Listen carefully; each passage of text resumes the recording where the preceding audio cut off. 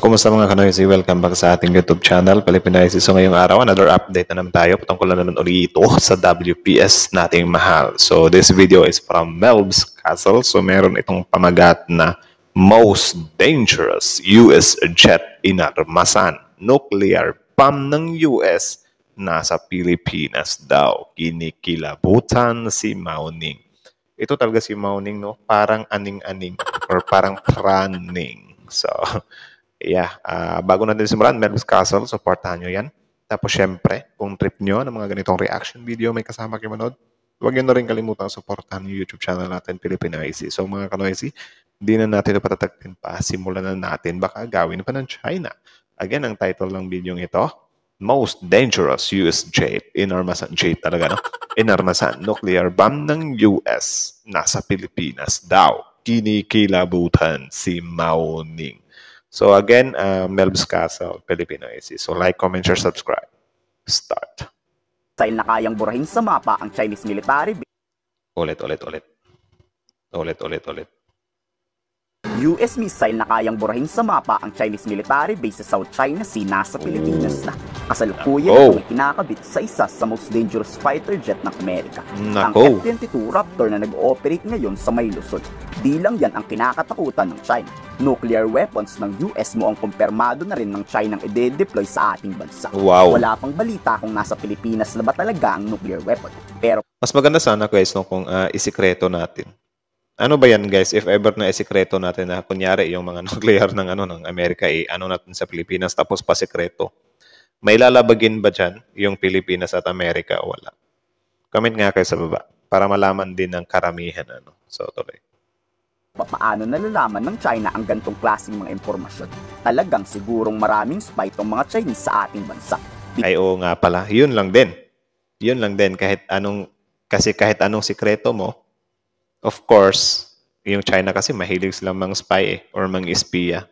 Tapos meron pa tayo mga Pilipino pro-China dito. Diba? Yun lang yung pangit doon. Kasi yung spy ng China, upgraded na eh. Ang spy ng China, Pilipino din eh. So sad. Ito nakikiusap si Mao Ning sa US. Itigil na ng Amerika ang pagde-deploy ng delikadong nuclear weapons sa mga kalyadong bansa. Panaysisi pa raw ang Amerika na China ang tunay na banta sa pagkasira ng kapayapaan. Pero ba't raw nagde-deploy ang US ng gantong klaseng delikadong armas? US raw ang taksil. US raw ang hindi mapagkakatiwalaan. 中方敦促美方切实履行核裁军特殊优先责任，进一步大幅实质性削减核武库，停止核共享，延伸威慑，扩大核联盟等破坏全球和地区和平稳定的消极举动。 Masyado raw pakialamero ang US. Batikos yan ni Mao Ning.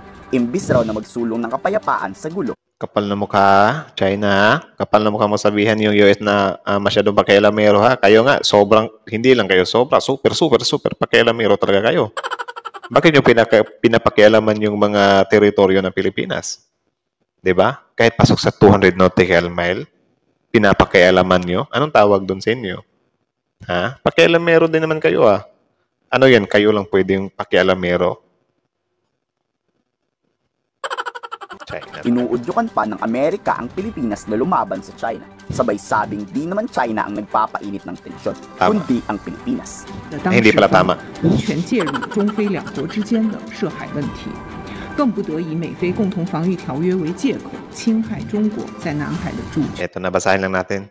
The US is not a party to the South China Sea issue and has no right to intervene in the maritime issues between China and the Philippines, nor should they use the Mutual Defense Treaty as an excuse to jeopardize China's sovereignty and rights and interests in the South China Sea. Yung China talaga, hindi talaga sila nakakaintindi eh. So, kailan nga namin pwedeng gamitin yung Mutual Defense Treaty? Diba? Kasi ang sabi ni Mao Ning, hindi natin pwedeng gawin yan eh. Kasi yung South China Sea issue daw or yung West Philippine Sea issue, sa Pilipinas lang daw yan at sa China.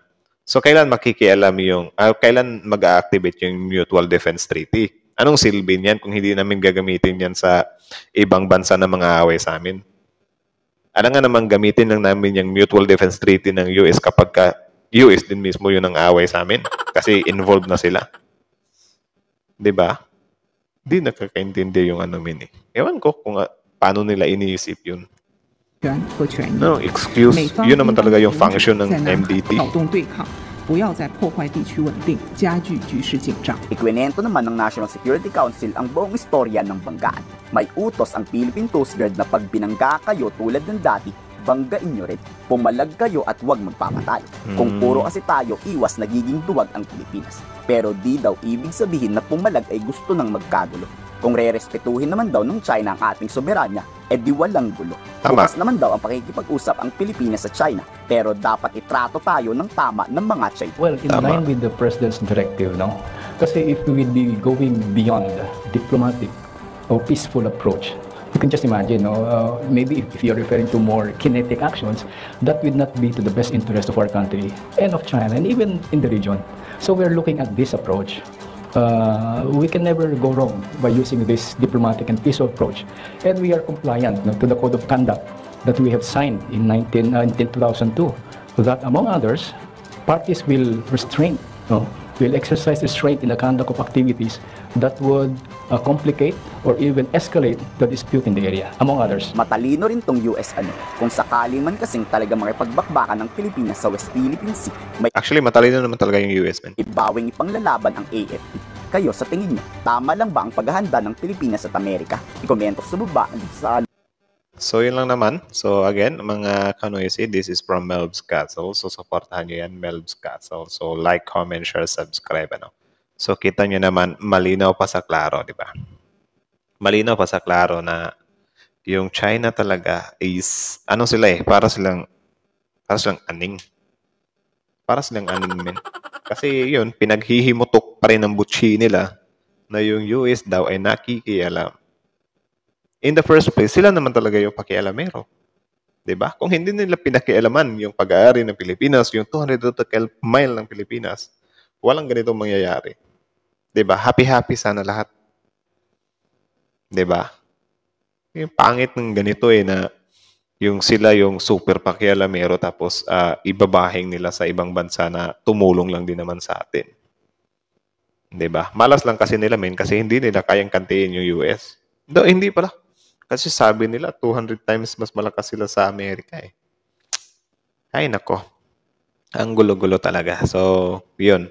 Wala na tayong magagawa dyan. Set na riyan. Tapos, yun nga, sabi din ni Sir Don na parang, yun, may konting pagpalag na if ever na ganyan talaga yung asal ng China, no? So, wala na tayong magagawa dyan kasi sila naman talaga yung, nangunang. Sa atin lang talaga dito is more on tactic siya. Tapos, yun, may parang, may parang sinusunod tayo na, ewan ko kung ano talaga yung main plan ng government natin, Tapos, yun nga, ang isa sa nakakaano dito, kapag magpapadala sana dito ng ng, halimbawa, nuclear or mga kagamitan yung US, paano ba natin magagawa yan ng hindi matitiktikan ng China, At saka, yun nga, ang hirap din kasi marami silang spy Yung mga spy pa nila nakaupo pa sa dito sa tawag diyan sa pwesto natin.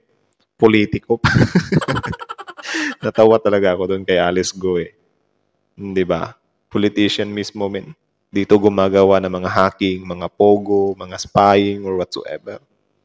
'Di ba? Ganun kasad yung Pilipinas, men. Napapasok tayo ng mga banyaga. Yung kasi yung Pilipinas parang bukas na libro Kung di lang dahil dyan sa mga Pilipino natin, mga kababayan natin, mga mukhang pera willing silang ipagpalit yung kaligtasan ng Pilipinas para sa pera. Kakasar, Sana yung mga taong ganyan kapag nahuli, bitayin I think kulang yung bitay pa nga 'Di ba?